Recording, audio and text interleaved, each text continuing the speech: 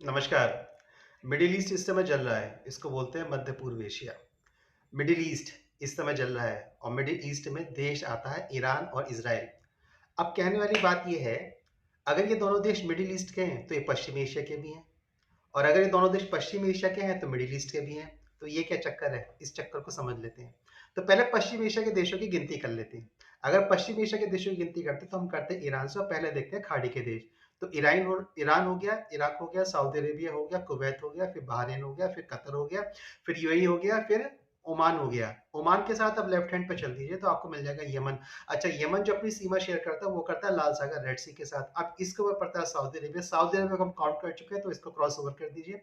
Saudi Arabia cross करते आपको मिल जाएगा जॉर्डन, वहां पे मिल जाएगा आपको फिलिस्तीन, वहां पे मिल जाएगा फिर आपको लेबनान। और लेबनान जो है वो भूमध्य सागर की सीमा पर है। फिर आपको मिल जाएगा सीरिया, ये भी सीमा का देश है।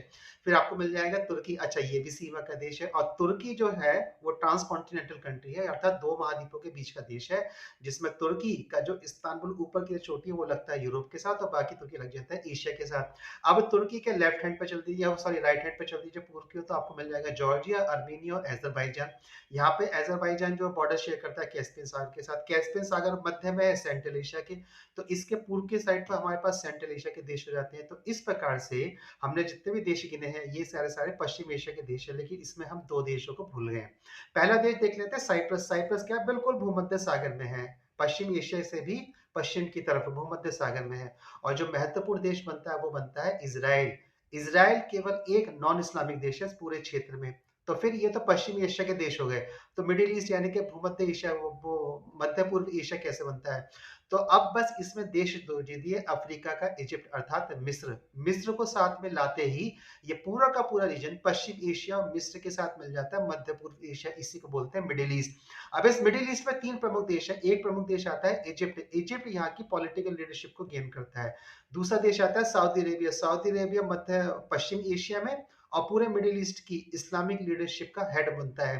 अब इसी लीडरशिप को चाह रहा है ईरान। वो चाहता है मैं यहाँ की सबसे बड़ी इकोनॉमी बन जाता हूँ, तो मेरे पास मिलिट्री पावर भी है, इकोनॉमिक पावर भी है, और फिर मैं यहाँ पे खलीफा का शासन स्थापित करके पूरी इस्लामिक पावर को अपने पास कर लूंगा।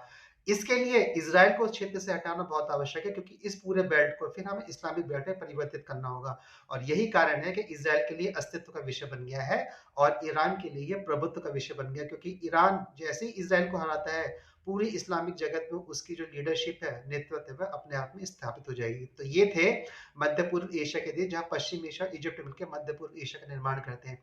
चाहे आपको सब्सक्राइब कर लीजिएगा, वीडियोस को लाइक कर लीजिएगा, मुझे ऐसे ही समर्थन देते रहिएगा। नमस्कार, जय हिंद, वंदे मातरम।